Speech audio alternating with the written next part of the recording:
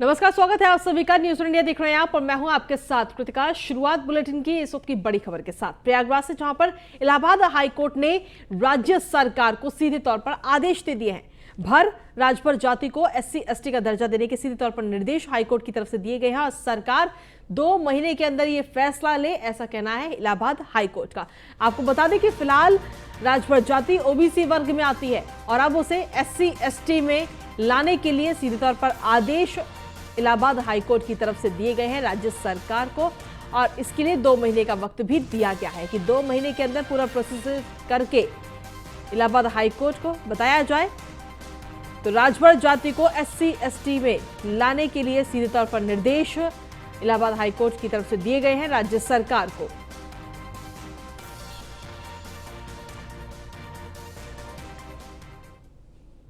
वहीं मेरठ में bulldozer repair होकर एक बार फिर से अपराधियों पर चढ़ाई कर रहा है। मेरठ में कुख्यात अपराधी बदन सिंह बद्दो की संपत्ति पर बाबा का बुलडोजर चला है और SP सिटी ने साफ तौर पर कहा कि अपराधियों को कमजोर करने के लिए पुलिस लगातार बदन सिंह के करीबियों पर भी कार्रवाई कर रही है। वेस्टर्न यूपी के कुख्यात बदमाश बदन सिंह बद्दो की करीबियों की संपत्ति पर कल मेरठ के अंदर बुलडोजर चला है। और सबसे बड़ी बात यह है कि सरकार बनने के बाद मेरठ के अंदर सबसे पहले योगी सरकार का बुलडोजर चलता हुआ देखने को मिला है। पुलिस लगातार बदन सिंह बद्दो की तलाश कर रही है। बीते 3 साल से बदन सिंह बद्दो पुलिस की गिरफ्त से दूर है। लगातार पुलिस की कई टीम जो छानबीन कर रही हैं, लगातार बद्दो के पीछे पड़ी हुई हैं, लेकिन उसके बावजूद भी जो माफिया है बदन सिंह बद्दो पुलिस की गिरफ्त से अभी दूर नजर आ रहे हैं। लेकिन पुलिस लगातार जो कार्रवाई करती हुई नजर आ रही है। हमारे साथ SP सिटी विनीत भटनागर जी मौजूद है। सर, क्या कहेंगे, बदन सिंह बद्दो की कोठी पर जो कल करीबी हैं उनके यहाँ पर बुलडोजर चलता हुआ देखने को मिला है? देखिए, मैं आपको बताना चाहूंगा, ये जो कुख्यात अपराधी है ये वांटेड क्रिमिनल है, हमारा भागा हुआ है और हमारी कई टीमें इसकी तलाश में है। इसके जो है गैंगस्टर एक्ट के अंतर्गत जो है इसकी संपत्ति, इसका भवन, ये सभी को कुर्क किया गया था और उसमें धारा 14 गैंगस्टर एक्ट के अंतर्गत उसमें कार्रवाई करी गई थी। इस कार्रवाई के दौरान ये भी जानकारी आई कि बहुत सी ऐसी संपत्तियां थी जो इनके नाम नहीं थी, परंतु इन्होंने अपने करीबियों के पक्ष में उसका कब्जा करवा दिया अपने अनिश्चित प्रभाव का इस्तेमाल करते हुए। ऐसी प्रॉपर्टीज को भी हम लोगों ने चिन्हित किया। ये जो संपत्ति है जिस पर कार्रवाई MDA ने करी है, इसको काफी दिन पहले हम लोगों ने चिन्हित किया था और ये जानकारी में आया था कि जगन्नाथपुरी थाना TP नगर में एक 3000 स्क्वायर मीटर का एक पार्क है जिस पर अवैध रूप से कब्जा करके उन्होंने अपनी उसमें शॉप्स वगैरह और कुछ इस तरीके से निर्माण कर लिया था, जहां से अपनी गतिविधियां चलाते थे। ऐसी प्रॉपर्टीज चिन्हित करी गई है और MDA ने उसको ध्वस्त किया है। पुलिस का इसमें एक्टिव सहयोग रहा। इस प्रकार की और प्रॉपर्टीज भी चिन्हित करी गई हैं। लीगल फ्रेमवर्क में हम जिस तरीके इस अपराधी की कमर तोड़ सकेंगे, हम ये कार्रवाई लगातार अपनी जारी रखेंगे। सर, चुनाव के अंदर जिस तरह से बुलडोजर रिपेयर होने के लिए गया था, उसके बाद अब लगातार कार्रवाई करता हुआ नजर आ रहा है। कितनी ऐसी संपत्ति और है बदन सिंह बद्दो की जिनको पुलिस ने चिन्हित किया है? कम से कम 2 ऐसी संपत्तियां और हैं उसी विसिनिटी में, उनको चिन्हित किया गया है। कुछ स्मैक के और नशे के जो अवैध रूप से उसका धंधा करते हैं सौदागर हैं, उनकी प्रॉपर्टी पे आपको बहुत जल्दी इसमें काफी कार्रवाई देखने को मिलेगी। देखिए, साफ तौर पर हमारे साथ थे विनीत भटनागर, SP सिटी। उन्होंने साफ तौर पर कहा कि जिस तरह से बदन सिंह बद्दो की अवैध संपत्ति पर कमर तोड़ने का काम किया जा रहा है, जिसके चलते अपराध में कहीं ना कहीं लगाम लगाई जा सके, सरकार बनने के बाद दोबारा से बुलडोजर रिपेयर होकर के मार्केट में उतर चुका है। क्योंकि जो अपराधी माफिया लगातार सरकार बदलने की सपने देख रहे थे, कहीं ना कहीं वो साकार नहीं हो पाए। योगी सरकार दोबारा से अपनी सत्ता में आ चुकी है। और वहीं अगर पुलिस की बात की जाए तो पुलिस सरकार के साथ लगातार काम कर रही है और माफियाओं की कमर तोड़ने के लिए मैदान में उतर चुकी है। मेरे सहयोगी महफूज के साथ अतुल शर्मा की रिपोर्ट, न्यूज़ 1 इंडिया, मेरठ। वहीं उत्तर प्रदेश में 12 से 14 साल के बच्चों के लिए वैक्सीनेशन की शुरुआत हो चुकी है। पहले चरण में यूपी के 45,41,000 बच्चों के कोवोवैक्स की डोज लगाई जाएगी और वहीं कार्यवाहक मुख्यमंत्री योगी आदित्यनाथ ने इसकी औपचारिक शुरुआत भी कर दी है। सुबह करीब 8 बजे योगी आदित्यनाथ लखनऊ के सिविल अस्पताल पहुंचकर पहली बार वैक्सीनेशन कराने वाले नौनिहालों से सीधे रूबरू हुए और इस दौरान लखनऊ में हमारे सहयोगी अश्विनी द्विवेदी ने लोगों से बातचीत की। क्या कुछ कहना है इन बच्चों का और लोगों का, आइए सुनते हैं। प्रदेश में एक बार फिर कोविड के खिलाफ जंग को तेजी दी गई, क्योंकि अब जो बारी है वैक्सीन लगने की वो 12 साल से 14 साल के बच्चों की है। निश्चित तौर पर मुख्यमंत्री ने आज सिविल अस्पताल पहुंचकर निरीक्षण किया, व्यवस्थाओं का जायजा लिया और उन बच्चों को जिनको वैक्सीन लगनी थी बाकायदा उनसे बातचीत की और उनको चॉकलेट लग दी। बट आपको वैक्सीन लगी, अभी तक स्कूल जाने में आपको डर लगता होगा, अब कैसा फील कर रहे हैं? अब बहुत अच्छा लग रहा है, एकदम वैक्सीनेटेड हो गए तो क्या कहते हैं मुझे कोई डर नहीं, कोरोना मेरे को हो सकता है, उसकी कोई भी वेरिएंट या कुछ भी उसके कहते हैं एंटीबॉडीज कुछ भी मेरी बॉडी को इफेक्ट नहीं कर सकते हैं। मुझे इसको बहुत खुशी है इस बात। मुख्यमंत्री जी ने आप लोगों से बात की, क्या कहा आप लोगों से? उन लोग ने पूछा आप लोगों को डर तो नहीं लग रहा, आप लोग एकदम डरिए बिल्कुल नहीं, क्योंकि वैक्सीनेशन एकदम सेफ है, आप लोग करवा सकते हैं, बिना डरे आप लोग वैक्सीनेशन करवाइए। वहीं गाजीपुर में 12 से 14 साल के बच्चों का कोविड टीकाकरण शुरू हो चुका है। जिला अस्पताल में मेडिकल कॉलेज के प्राचार्य डॉक्टर आनंद कुमार मिश्रा ने फीता काटकर टीकाकरण की शुरुआत की। आज पहले दिन बड़ी संख्या में बच्चे टीका लगवाने जिला अस्पताल पहुंचे थे। सबसे पहला टीका ईशानवी श्रीवास्तव को लगा। टीका लगवाने के बाद मीडिया से बात करते हुए ईशानवी ने कहा कि टीका लगने के बाद वो अपने आप को काफी सुरक्षित महसूस कर रही हैं।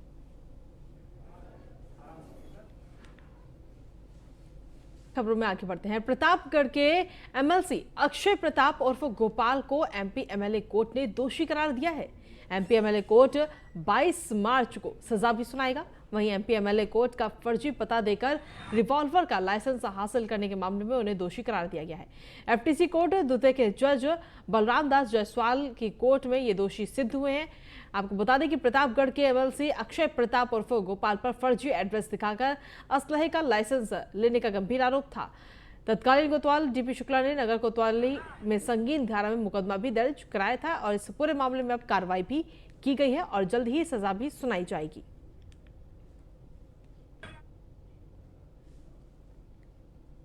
वहीं अमेठी में ग्राम समाज की जमीन को लेकर हुआ विवाद खूनी संघर्ष में बदल गया।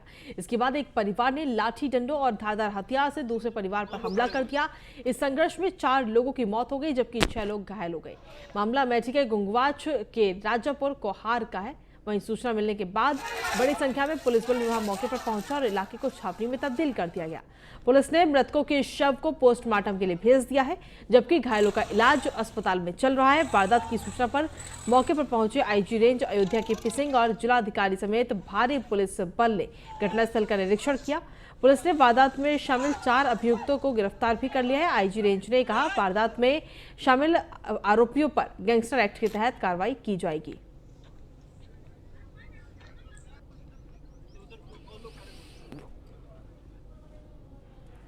ये अभी शाम को सूचना मिली है थोड़ी देर पहले कि शाम को 2 पक्षों में एक ही गांव के दोनों पक्ष से यादव लोग थे और उनसे आबादी की जमीन को लेकर विवाद था। मारपीट आपस में हुई है तो दोनों पक्ष के लोग घायल हैं, एक पक्ष के लोग ज़्यादा घायल हैं और 3 लोगों के मरने की सूचना है। कुछ लोग वहाँ जो हॉस्पिटल भेजे गए वहाँ से उनको डिक्लेयर डेट कर दिया गया और जो लोग घायल हैं सबको हॉस्पिटल भेज दिया गया, कुछ को रेफर कर दिया गया, उसका इलाज मौके पर किया गया।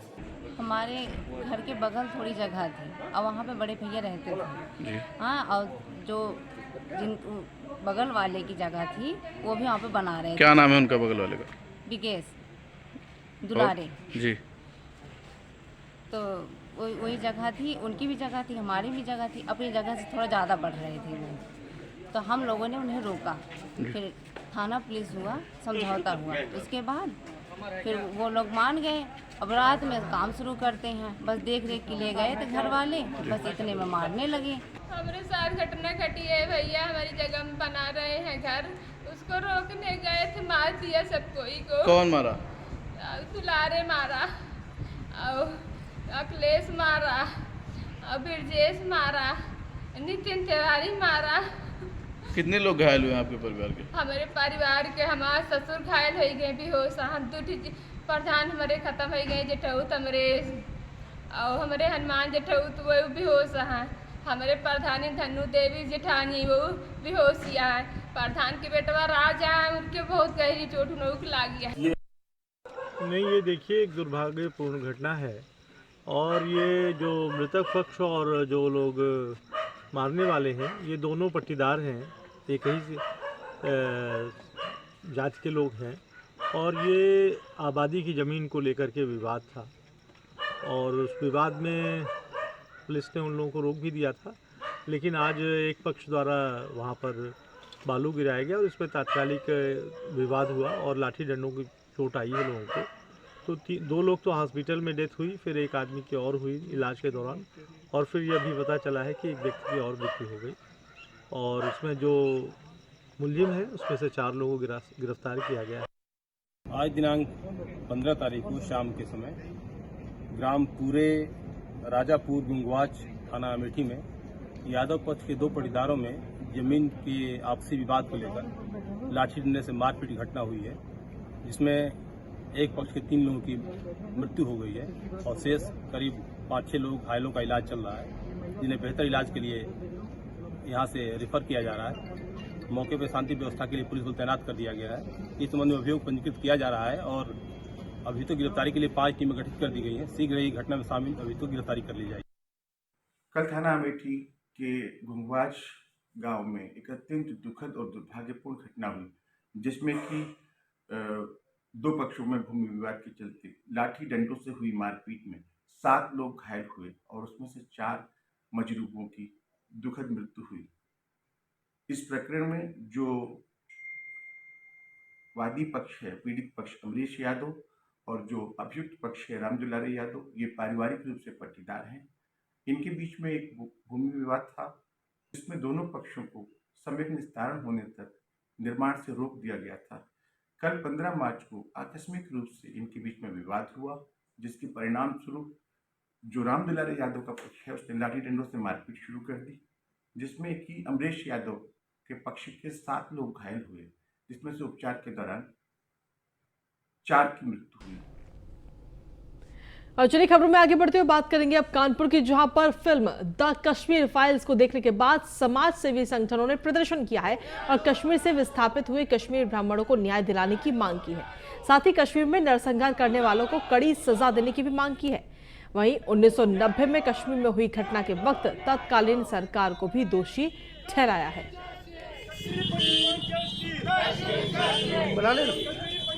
पंडितों को न्याय दो, न्याय दो, न्याय दो, पंडितों को न्याय दो, न्याय दो, न्याय दो, न्याय दो, न्याय दो, पंडितों को न्याय दो, न्याय दो, न्याय दो, मुर्दाबाद, मुर्दाबाद, न्याय दो, न्याय दो, न्याय दो।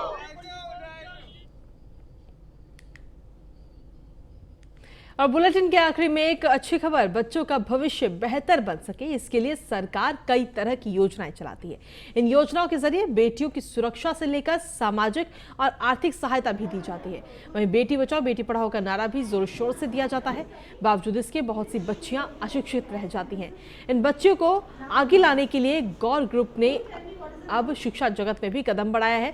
दरअसल गौर यमुना एक्सप्रेसवे पर एक खूबसूरत टाउनशिप है, जहां गौर इंटरनेशनल स्कूल है और यहां पर उन बच्चियों को फ्री में भी निःशुल्क शिक्षा दी जाती है जो गरीब हैं और पढ़ाई का खर्च उठाने में असमर्थ हैं। वहीं गौर ग्रुप के जरिए गुरुकुलम की भी शुरुआत की गई है, जिसमें सभी वेदों की पढ़ाई कराई जाएगी।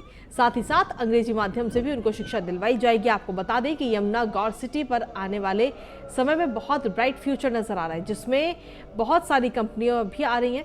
एयरपोर्ट बनने जा रहा है, फिल्म सिटी बनने जा रही है, लगातार रोजगार के साधन भी बढ़ते जा रहे हैं, तो रिहायशी भी धीरे धीरे बढ़ती जा रही है। न्यूज़ 1 इंडिया की संवाददाता प्रिया राणा ने गौर ग्रुप के डायरेक्टर मंजू और गौर इंटरनेशनल स्कूल की प्रिंसिपल ज्योति मेहरा कक्कड़ से खास बातचीत की है। नमस्कार, आप देख रहे हैं न्यूज़ 1 इंडिया। मैं हूं आपके साथ प्रिया राणा। बात करेंगे आज हम यमुना एक्सप्रेसवे की, जो आने वाले समय में एक फ्यूचर भी है। वहीं अगर हम बात करें गौर ग्रुप की, तो गौर ग्रुप लगातार रियल एस्टेट के साथ शिक्षा की ओर भी ध्यान अपना केंद्रित करता हुआ नजर आ रहा है। आज हम मौजूद हैं गौर स्कूल में, जो यमुना एक्सप्रेसवे पर बनाया गया है। स्कूल की प्रिंसिपल हमारे साथ मौजूद हैं, जिनसे हम जानने की कोशिश करेंगे कि गौर इंटरनेशनल स्कूल जो यमुना एक्सप्रेसवे पे बना है, क्या कुछ इसमें नया है।